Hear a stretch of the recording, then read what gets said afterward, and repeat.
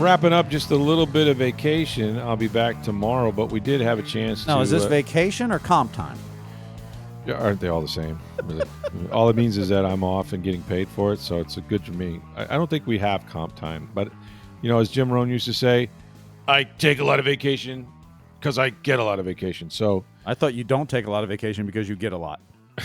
Well, that used to be the case. I found out how much I actually get, and now I'm taking it, or at least damn determined to. We'll see. I'll be gone probably for the next 6 months. But anyway, the fact is that I had some stuff planned. Wasn't going to be back here to do the live show Sunday night, so we prepared this for you, and you're going to love it as you love everything. We've got some great mailbag questions we weren't able to get to last week. Had a lot of guests, had a lot of things going on, a lot to talk about, so we will do that today. I'll be back with you. Well, none of it's live, right? It's a podcast, but we'll be back to catch up on the weekend's events anyway. So if something cataclysmic happened and we're not commenting on it, now you know why, okay? But we still have the quality programming that you're used to, and or your money back. Or your money guaranteed. These answers are 100%. I challenge you, and if they're not, you will get your money back. So without further ado, we got some good storytelling in this one too, I think, because I know it's coming. Let's go ahead and get started. And we're going to start with Drew, because this is a little bit off the beaten path, so to speak. It is. But Drew asks, who is the strangest person that you've ever interviewed? Could be an athlete, coach, or anyone, where Rick has walked away thinking, boy, that person was really weird. Love your show. Thanks. I got the weirdest one, and it was more. This one's kind of creepy, to be honest with you, because you know what you know now, okay, that you didn't know then, and the timelines and things like that. So, way back yonder in 2013, okay, that's going back a ways. Some 12 years ago, about the time we were doing radio for you, Steve. I did hire you in 12, so. Yeah, though this was 2013. This is July. No, this is August of 2013. August. So Greg Schiano, toes on the line, blowing the whistle. That's how Kellen Winslow described it. Junior. He was also a weird guy. Not the guy I'm going to talk about though. He was the head coach, and there was a connection with him. Obviously, in the having coached Rutgers and whatnot. But anyway, he had a relationship with Bill Belichick, and the Bucs were playing the Patriots in preseason, I believe, and they arranged for the Patriots to come down and do sort of a joint practice with the Buccaneers for a couple of days. And Tom Brady's the quarterback. Like this is a big deal, man. Bill Belichick's sitting in our media room, like really, on Cincinnati, and all that. But we got to see the Patriots, man, up against the Bucs, and it was the Schiano Bucs, which weren't a very good team at the time, or any time he was here for that matter. And I don't know if you know where this is headed. So I think so. I'm like, well, we got to write a Patriots story, and we're not all going to get Brady. But let's take a look at the roster and see what we see. Oh, here's a guy that was a big star at the University of Florida. Mm-hmm. And he is pretty much become a big star in the NFL. In fact, he just got a fairly sizable contract. And he's playing opposite Rob Gronkowski. It's one University of Florida's own Aaron Hernandez. Now, I had never talked to Aaron Hernandez before or since. And frankly, no one's talking to him now. But so the weird thing about it, there was a couple things. So I'm not naive. I mean, I don't think I'm going to get, the guy to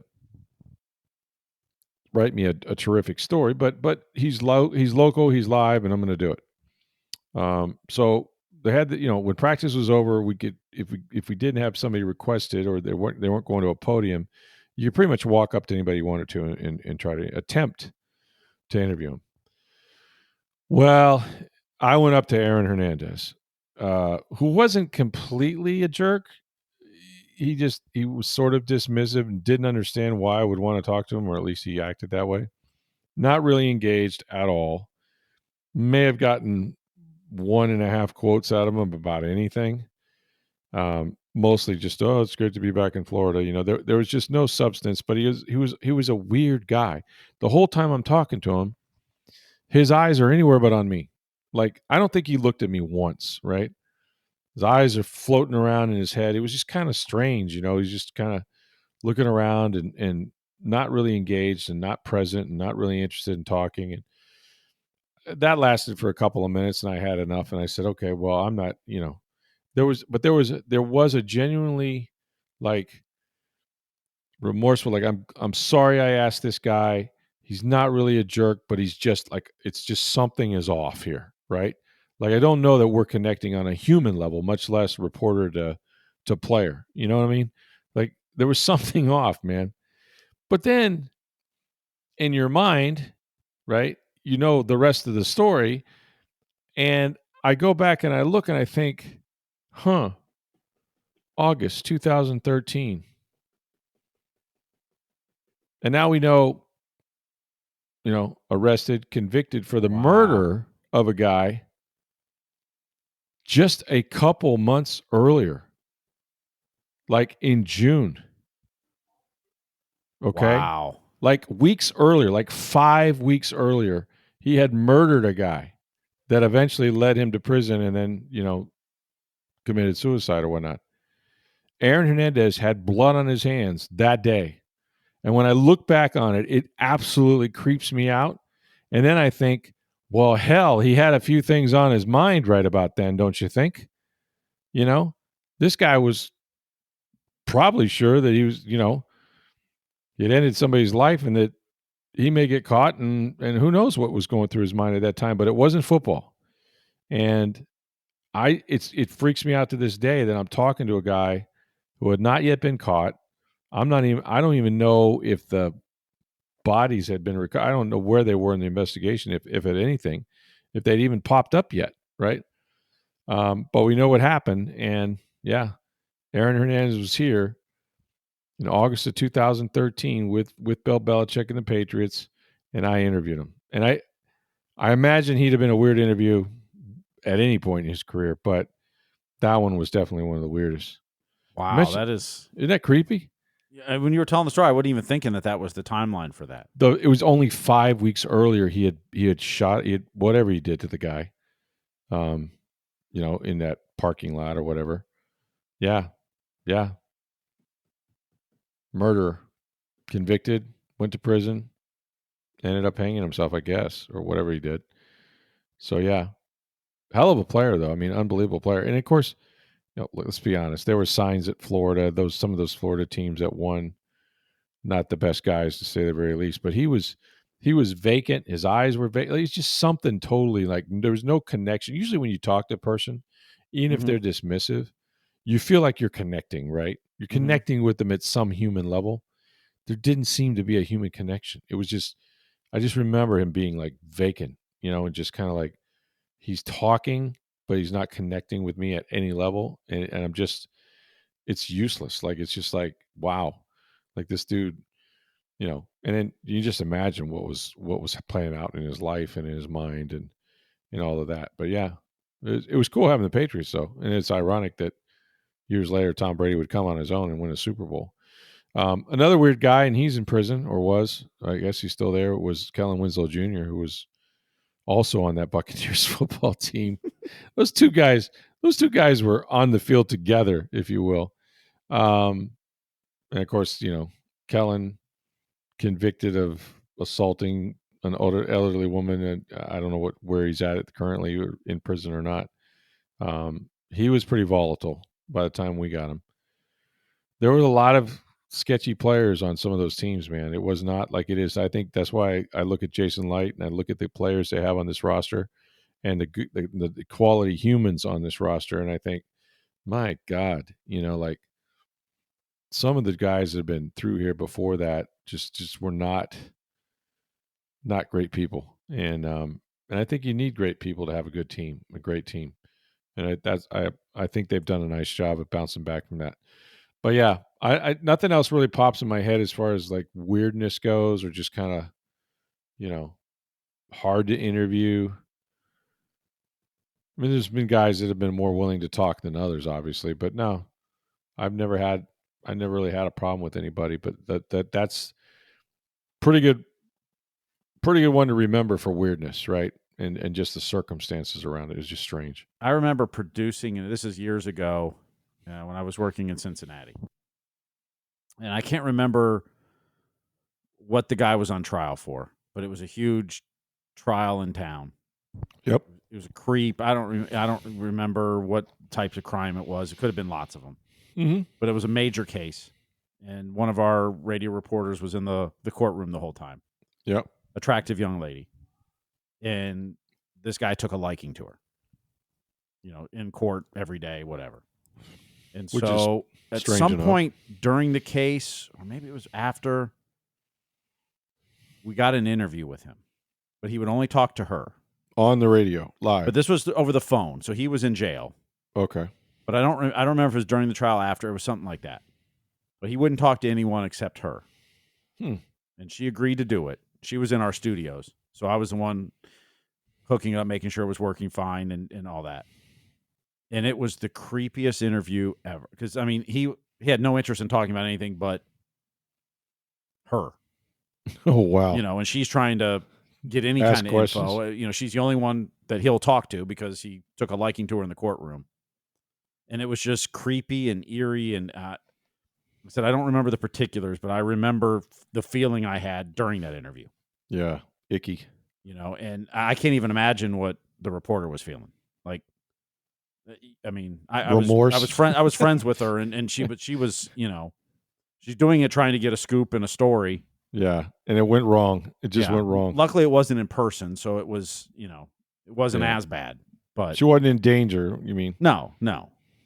But it was, I mean, you talk about a guy who wasn't with it mentally. Not connecting. In normal society. Yeah. I like I said, I don't remember it's been over 20 years ago, but mm-hmm. I remember that feeling and knowing the reporter and being friends with her. It was like you felt for her too. I mean, I felt just icky and listening to it and producing it or recording it, but ugh. Yeah, those are tough. Yeah,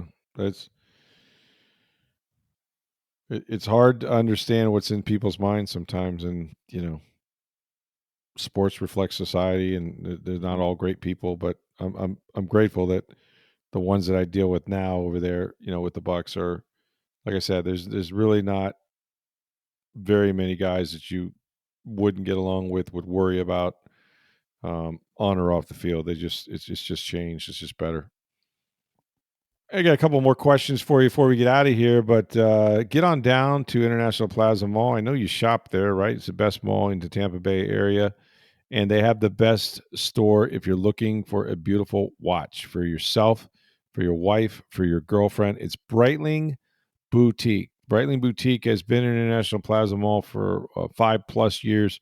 Of course, the Breitling company has been doing these watches now for over 144 years, and they do men's watches. You're probably their signature watches, the Chronomats. They got the Navitimers, they got the dive watches.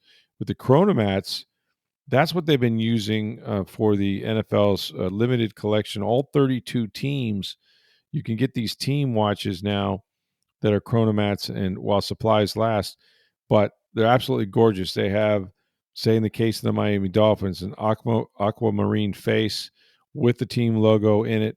If you go on TampaBay.com, I think you can still see an ad showing the Buccaneers team watch, Chronomat watch. I'm telling you, they're special collector's items, and that's why they've gone fast. But get on down to Breitling Boutique, and even if you're not buying a men's watch, how about for your wife or your girlfriend? They have ladies' watches too. These are sports watches. They're absolutely gorgeous, and they're functional. They're durable. If your wife or girlfriend's on the go like mine, banging around some stuff, this one will take it, and also be something you'll be proud to have on your wrist. Lots of colored wristbands for your fashion sense. So again, it's a special place. They have special customer service. You go in there, they're going to tell you about the watches. They're going to find the right one for you or for your wife or your girlfriend, and you're just going to enjoy the experience. It's Breitling Boutique, International Plaza Mall. That's right in the center of the mall, upstairs, Breitling Boutique. Make sure you let them know that you heard about all of this on Sports Day Tampa Bay. All right, we got a couple more time for questions here. Let's go. All right. Ellis asked, now that free agency is winding down, what positions do the Bucs most likely target in the first round of the draft? And what could they do that surprise us?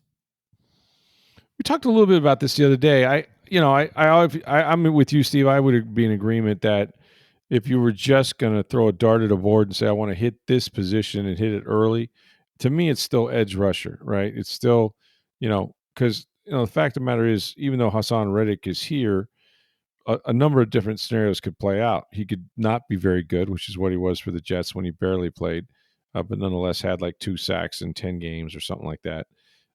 He did hold out, and so that's a factor. I'm not saying it's not. Prior to that, he was great for 4 years, but he's on a 1-year deal. He could knock it out of the park and then go take his services somewhere else for $30 million. So I still think you need an edge rusher. Yaya Diaby's a young player. He's going to be locked in here for a few years. So you find somebody opposite him. Just keep adding to that arsenal. You hope that Chris Braswell comes back and comes back strong. In his second year, you need to put on a little strength. Got to playing better at the end of the season, finished with a sack and a half there down the stretch. So he's another one, that I think you got to look at. Surprise. Let's see. Where would they go? I think the surprise, and I mentioned this the other night as well. If you missed it, I think the surprise is going to be that they're going to find a wide receiver pretty early in this draft. I think they look at Mike Evans and they look at Chris Godwin, and those are legacy players, and they've done everything they can, and vice versa. I mean, Mike's going to pass Jerry Rice this year if he stays healthy with 1,000 yards, his 12th straight 1,000-yard season. That'll obviously pass Jerry and set an NFL record. He'll be on his way to the Pro Football Hall of Fame. It's the last year of his contract. Chris Godwin is coming off, another horrific, gruesome injury where his ankle was turned the wrong direction, a fractured leg on top of that. We're not exactly sure when he's going to, be back to being Chris Godwin, whether he makes it for the season opener or not. You want to see him do what he's doing when he got hurt, and that was leading the NFL with 50 catches and 5 touchdowns. So you want to see that Chris Godwin. But again, he's an older player, signed a 2-year deal. So you're not really sure what you're going to get. And you love Jalen McMillan and what he did as a rookie. Now he's got to build on that, because I've seen guys kind of hit it pretty flashy at the end there, and then next year comes, teams are playing them different and they can't get out of their own way. So you don't want that sophomore slump from McMillan, but he's legit. He's a legit factor, great receiver. But you need more. You need so much more. They re-signed Sterling Shepard. He's 30-something years old. Mike's 30-something years old. Chris will be 30 next season. Like, you've got to replenish that, because it's a passing game. Baker's going to be around a while. So that's going to be the surprise. Not that they take a receiver, but I think they're going to take him higher than most people realize. All right, Patrick asked. He said, this could be a good mailbag question in the coming weeks. In Baker Mayfield, we trust, of course. Do we live in a world where this could occur? With the 19th pick in the 2025 NFL Draft, the Tampa Bay Buccaneers select Shedeur Sanders, quarterback, Colorado. Yeah, I don't see that. You don't see him falling that far, or you don't see them taking him if he's available? Both. I mean, I guess if you ask me which was more likely, it's that he would still be there at 19 than the Bucs taking him. Look, it's not impossible. It's not. But Baker is still on the right side of 30, at least for the time being today, as we do this. And, you've got him for this year and next year under contract. It's not one that's going to punish you and prevent you from signing any free agents, because it's $33 million or so. It's not 50, 65 or so. And he's proven he's a winner. He's proven that he'll do whatever it takes to win. Been fairly durable given the way he throws his body around. If you get Shedeur, here's what I think. I think, as Peter King would say. It's more than drafting Shedeur. You're drafting Dion. He's still going to sound off about how his kid is doing. I know he says he's going to, keep his distance, and he's got a team to coach in Colorado, et cetera, which, by the way, just a segue. You see where they hired Byron Leftwich I did. Good for him. Good for Byron. I'm so happy for him. If you didn't check it out, you can go to tampabay.com and look on an archives. I wrote a story about Byron and his quick just disappearance from the NFL and coaching altogether, not of his own choosing, but at least he's going to the Buffs and he's going to be part of that staff, which also includes Warren Sapp.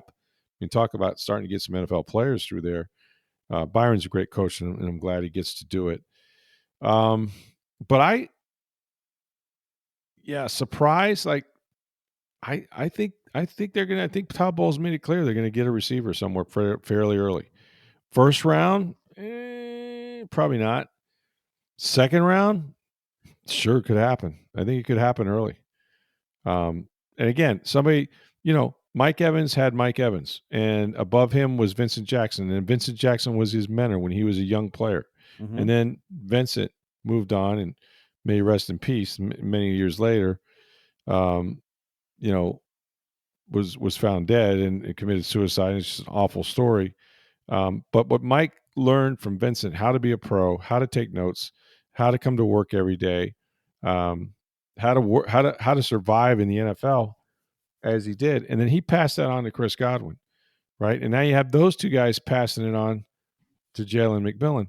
You got to get somebody else in there that's, mm-hmm. Godwin to Mike Evans will be with whoever they draft next to Jalen McMillan. Well, that's what it was supposed to be, Brady to Trask. Yes, that's right. There's supposed to be a bridge there to the younger quarterback. Yep. But I think the Bucs are realistic enough to know that Mike's in the final year of this contract. Chris may or may not come all the way back, and he's only got one more year anyway. So you better look for another dynamic receiver or two, because they got older guys right now, and Sterling Shepard and some others that can pick up the mantle and be that tandem. Be those two guys together the way Vincent and Mike were, the way Chris and Mike were. Now it's got to be Jalen and somebody else. Like, that's going to be a priority for them. And I don't know that anyone's thinking about it. I think if Sanders fell to 19, the Bucs would have to consider it. But I don't think they would do it, and I don't think they should. And I have no idea what they think of him, first of all. I don't either. Right. But you think you're in a Super Bowl window right now. I believe the Bucs believe that. They have a shot to win a Super Bowl. So you may not draft this high again for a while. That's true. And if a quarterback is there that you think is good enough at 19, you have to consider it. But on the other hand, you think you're in a Super Bowl window. You need to draft someone at 19 that's going to help you win a Super Bowl. Mm-hmm. And a backup quarterback's not that answer right now. Mm-mm. Much like that was the criticism of taking Kyle Trask in the second round a few years ago. Yes, you needed a future after Tom Brady, but you were trying to win again then. So why are you taking a backup quarterback in the second round? I remember that debate back then. So yeah, no, it's similar. It's similar because, and Baker's by no means close to being done, I don't think. No, not at all. So you're going to have him, and you may have to re-sign him. You may have to do some stuff contractually. But what if, okay, to your point, what if you got in the second round, okay, and the outside pass rushers are gone, the inside linebackers are gone, there's not really a corner you particularly think has value there, and you go through it all, and you're in the second round, and you go, there's this guy from Ole Miss that made it to us in the second round, and we never thought, how about Jackson Dart? Tape is fantastic. Definitely going to, I think it's safe to say he's going to become a starter in this league. That might be a flat. Like, the position is so important. Could you address it high, not in the first round, but after that, and not really care? Hey, Baker knocks it out of the park for the next 3-4 years. That's great, but we're going to find a guy. You'd have to really know he's your favorite. Like, you'd have to know, no, this guy can flat out play, and we put him in, he's going to be great. So yeah, quarterback. I think you should always consider drafting a quarterback. Hell, even if it's in the later rounds, you never know when you're going to stumble on Brock Purdy. You know what I mean? Tom Brady was number 199, and the position's so important. I'm surprised people don't invest more draft picks in them every year.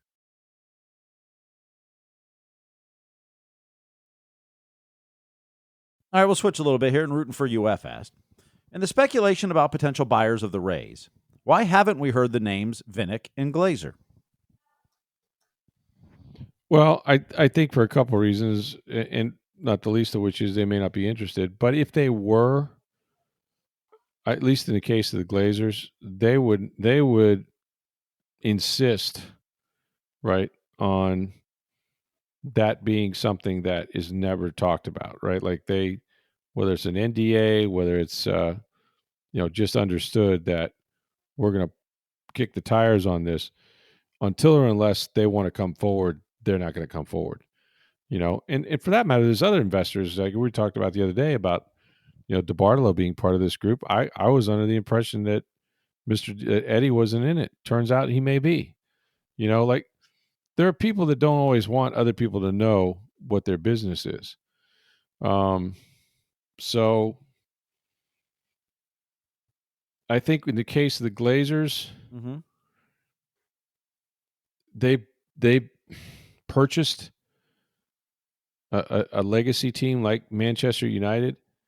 They looked into purchasing the Los Angeles Dodgers before that, another legacy team. Do they see the Rays the same way? The one thing that makes sense, and I don't think the Glazers are into baseball or really, think you can make money doing it, but,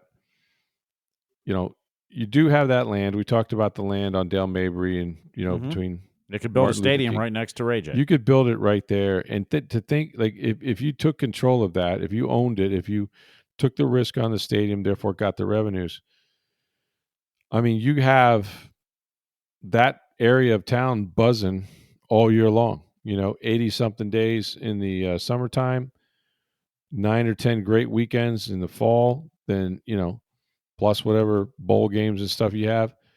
Like if that was all going back to the Glazers and they thought it would make money for them, I don't know why you wouldn't jump on it. But I have had zero indication, as in 0. And I hear things that I've had zero indication that the Glazers are into trying to own the Tampa Bay Rays or a Major League Baseball team. Now, could that happen? Do they tell me everything? No and no.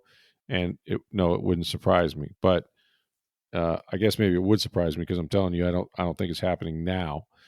And I think in Vinnick's case, he's selling. He sold the Lightning, so the Lightning, so he's out. And I think I saw where he might be quoting this wrong, like a $60-something million house up in ski country somewhere. He bought that a couple years ago. Yeah, did he? Yeah, yeah.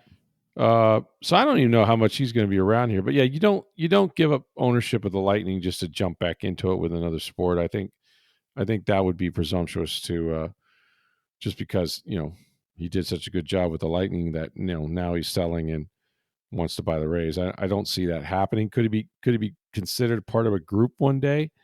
There's only so many. He was a minority owner of the Red Sox previously, right? And there's only so many billionaires around, yep. Right? Mm-hmm. Walking around, he's one of them. So yeah, I think Vinnick's name is going to come up with all of this, but I don't know that he's part of any group currently to either try to keep the team in St. Pete or move it. I haven't heard that. But the Glazers would be interesting, man. If we had an announcement next week or 2 weeks from now, they'd like to purchase the Rays. We'd be like, oh, here we go. But that would be quite the holding of the Tampa Bay sports market by one ownership group, to say the very least. They got their hands full with the Bucs, though. I don't have any momentum for that. I can't tell you definitively, but there doesn't seem to be any anyway, as it's gone off on my radar. All right, a couple baseball questions we got, and Tommy had sent this a couple weeks ago, but he says, if all 6 Rays starters are healthy come opening day, I see the rotation going McClanahan, Rasmussen, Bradley, Boz, and Pepio, with Littell going to the bullpen. What do you think? Boz is the only one I'm not sure of, Steve. He hasn't had a great spring. He has not. And he hasn't pitched a lot at this level. And I don't know that I would trust him in a rotation at this point. I think I might want to use him in varied roles.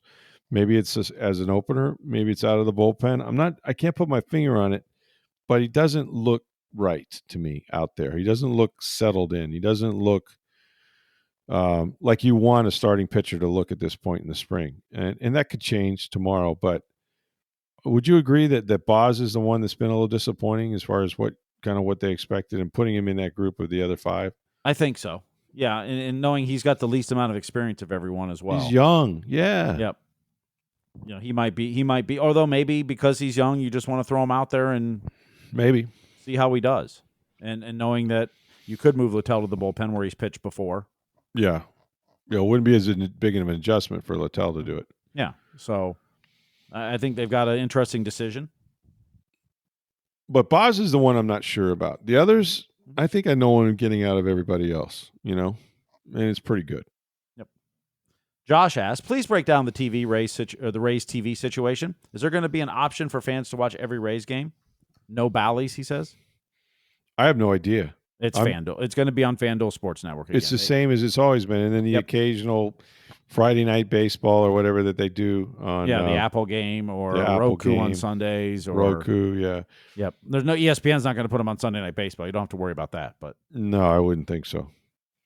Unless they get off to that 30-0 start that we're anticipating. Not even then, they may not. But I know they put out the first half of the season and a couple games later in the season, and of course the Rays were not a part of any of that. But yeah, not surprised. No, although it's it's also a minor league park. Unless they're on the road. For this season, it's going to be FanDuel again, or formerly Bally's. Bally's, yeah. Baseball is taking over broadcast in some markets, and teams are doing different things with it. Some are putting it on over-the-air stations.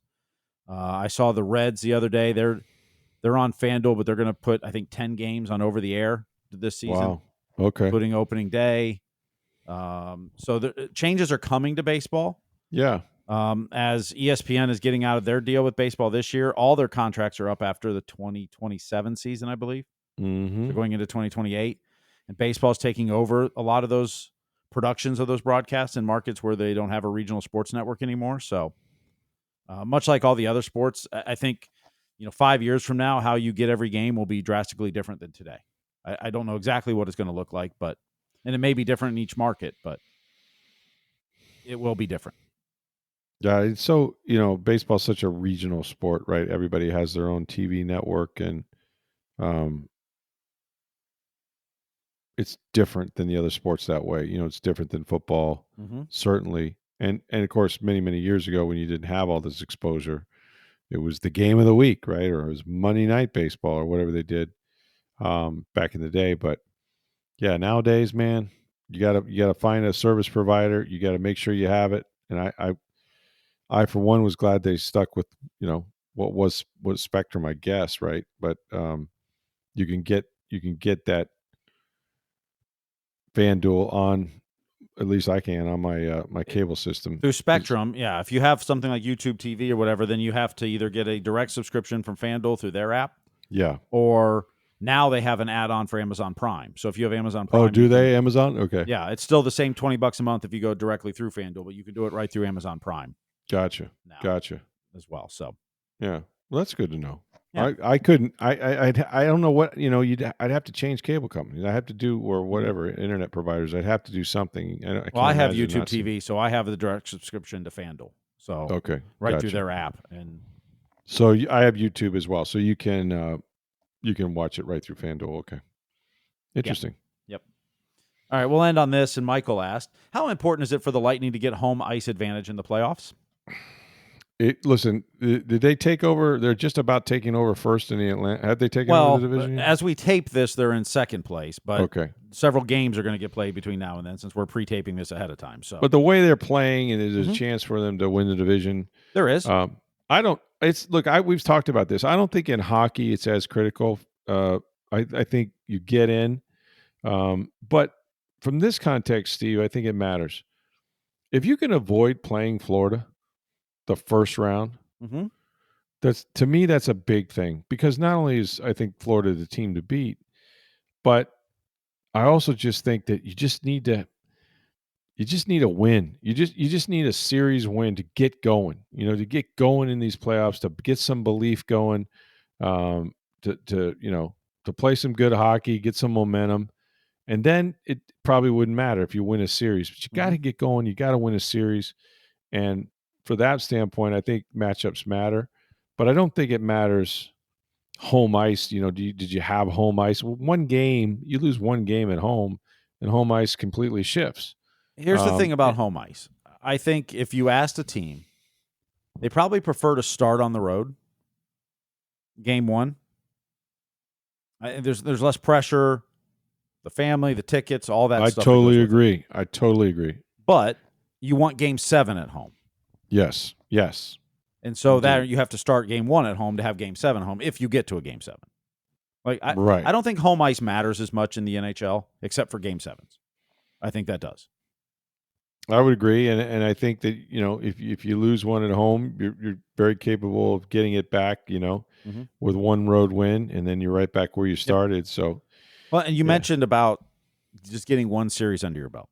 Here's an interesting fact about John Cooper. So they've made the playoffs 10 of the last 11 seasons, I believe it is. Gosh, they only missed it once. John Cooper has never lost a second-round series. Is that right? They've been out in the first round 4 times. 14 the first year he was a head coach. In the third round. And then the 19 when they won 62 games. In the last 2 years, they've been out in the first round. They've been out in the conference finals twice to Pittsburgh and Washington. And then they went to the Cup final 4 times. Wow. They have never lost a second-round series under John Cooper. Yeah, so win that first one, you've already got yourself in position. And they've been to the second round 6 times. Wow. Never lost that series. That's impressive. So, yeah. The first round in the NHL is the craziest round, and you never know what's going to happen. After that, you kind of settle into the playoffs, and it becomes more, I don't say predictable, but it kind of is. But that first round is nuts. Yeah, a little more routine. Because no sport changes the intensity and style of play from game 82 to the next game like the NHL playoffs does. Mm-hmm. The intensity, the buildings, the players, the hitting, the checking, the non-penalty calls, all that changes. Yep. Drastically in the NHL. No, that's why it's the best postseason in sports. I think it's the hardest to win. Postseason and the hardest to win. You're playing until June. You got to win all those 7-game series. It's tough, man. And the physical abuse, who can stay healthy, who's not, that's such a big part of it. Here's the thing. Barring Montreal continuing to stay hot, and as we're taping this, it's a lot could have happened by the time. But right, the Lightning are going to face either Florida, Toronto, or Ottawa in the first round. Those are going to be the first 4 teams in the division. Those are tough. Yeah. I think Florida's probably the one you'd like the least. But I know the Lightning, honestly, once they lost after winning 62 games and getting swept by Columbus, yeah, they don't care the matchup. And I heard John Cooper on a podcast last week talking. He says, "Just tell me who the opponent is, and let's figure out a way to beat them. We're not playing for matchups. We're not looking at that. We don't care. Get in is the first goal, and then figure out who you're playing and find a way to beat them." Yeah, it sounds great, and he's making it simple. It's not that simple, and I think matchups matter. So I think it matters, but I don't think they play for that. I don't think they look at it going, if we lost tonight, we're going to get a more favorable matchup than this. I don't think they do that. Does the matchup matter? Yeah, absolutely it does. Yeah. Who you play, I don't remember the specifics, but I remember talking to Edmonton's announcer, Jack Michaels, the Oilers announcer. And last year the last game of the season, I don't remember the exact specifics, but something like had the Kings won that game, I think they lost, but Edmonton would have then had to play like Colorado in the first round and then go through Dallas after that. But instead, because LA lost it, they played less good teams, basically. Yeah. Or not as good of playoff teams, maybe. Right. And Edmonton had a much easier road, and they ended up to the Stanley Cup final, lost in Game 7 to the Panthers. Yeah, but they got there. Maybe they don't get there. Had LA in Game 82 won and then changed the match. The matchups would have changed overall. I don't remember exact specifics he was talking about, but matchups absolutely do matter. And can you get through the first round in less than 7 games? Can you get through it in 5? That's huge. All that stuff matters in the NHL playoffs. But I don't think the Lightning, I don't think they care about home ice, although you'd like Game 7 at home. Yeah, what really matters is how you're playing when you get there. How are you playing, when you get into the postseason? You don't want to have to flip the switch. And the Lightning have been playing their best hockey now. If they can keep any semblance of sustaining that, until they get to the postseason. They're going to be tough to beat. They're going to be tough to beat. Vasilevsky's look great. The defense has really come a long way. And yeah, they just got to finish. They got to finish the season out. Hopefully get a favorable matchup, win that series, and just get going. If you're telling me Cooper hasn't lost the second round, well, where does that put you, right? Mm-hmm. So you're right there in the conference championship. So yeah, I'm pretty bullish on them this year. I feel like they've found their game, and they've gone on this run. If you look at the stats, if you really look at the stats, they should be a better record than they are. Well, did I see where they have like 6 guys with 20 or more goals? Yeah, they're the only team in the NHL to have that. I mean, that's such great balance. But here's more impressive. They're top 5 in goals for against, or goals for scored a game. I think they're 7th in goals against. They're top 5 power play, top 5 penalty kill. Like everything you want them to do well, they do. They're elite, yeah. The fact that they're in second or third place, and maybe they're first by the time you hear this, but like their record should be, their numbers tell you their record should be even better than it is. Yeah, and they're having a good season. They're like 8th or 9th best in the league at this point when you look at it. Yeah. But it should be even better when you look at their numbers. And maybe the law of averages have turned now, and that's why they've gone on this run, and it'll continue, and you'll look back and say, yeah, that's about what they were. Yep. But that's the kind of hockey. They're playing better defensive. They're just better. Playing better. I look forward to that. I'm going to be happy to sit back and watch those games and know that the Lightning, you couldn't say this the last 2 years, but now you know the Lightning really do have a chance, right? Even if they go out in the first round, then shame on them, but this team is better suited for a playoff run than the last 2 years. Yes. No question. Yes. And the goaltender's healthy. That's Bazzy's healthy. Thing. Ryan McDonough on the back end. McDonough was a huge get. And you know, you want to see, one of the things that Yanni Gourde was always clutch in the postseason, right? Mm-hmm. Certain guys, you can't explain it. They'll hit 225 during the regular season and then wind up going, batting 570 in the World Series. So you've already seen him come back in, and they're able to play him on many different lines and move him up and down the versatile. Lineup. Yeah, I don't think Oliver Bjorkstrand looks 100% comfortable yet. Right, and I think he'll get better and better. Right. I think you're going to see him as every game goes on. I think you're going to see his play improve, and you're starting to see, like I said, there's going to be a couple games between when we record this and you hear this, but you're starting to see him now get some power play time on the first unit. Mm-hmm. Mm-hmm. I think ultimately, they'd like to see him take that Stamkos spot on the power play because he's a right-handed shot from there, which allows the one-timer from Cooch. There you go. And from Hedman to dish it over. Yep. I think you're starting to see Yanni Gourde play on the penalty kill some, those guys. And Yanni Gourde's even talked about, look, I'm coming back to this team, but the system's changed a little bit. Mm-hmm. It's not completely different than it was, but they've changed some stuff, and he's adapting too. So I think he's just going to get better as well. So I think this team is set up for the best chance for a playoff run in at least the last 2 seasons, probably since the Stanley the final run against Colorado in 22. Yes, I would agree. The last 2 years they have not been this team. They are. Mm-hmm. They're back in that mode. Wouldn't surprise me if they went to the Stanley Cup. Would be surprised if they went out early. Again, but you face Florida in that first round. I mean, good teams got to go out. Matchups are part of it. That's what I'm saying. Like, if you can avoid Florida, I think I give them a puncher's chance against anybody else, and then win that series. You just gave the record in their second series, so you just got to get going. Sometimes you just got to get going. We got to get going because I've been away, and we'll be. You got to catch a flight back to Tampa. That's right. Yeah, sure. The magic of podcasting, but yeah. So Memorex, I will be back. We'll catch up on whatever we did miss, and make sure. Speaking of catching up, go see our friends at Breitling Boutique. Man, these are the nicest people in the world. If you've been in the market for a watch, or even if you're not, do yourself a favor. Look up that store. Breitling Company has been making Switch watches now for over 140 years. They've been in International Plaza for 5+. They got the NFL Team Collection, limited edition, all 32 teams represented. The Navitimers women's watches, sports watches that are very durable, beautiful colors. Breitling Boutique, that's International Plaza Mall. And please, please tell them that you heard about all of it on Sports Day Tampa Bay. Thanks for listening. For Steve Versnick, I'm Rick Stroud, Tampa Bay Times. Have a great day, everybody.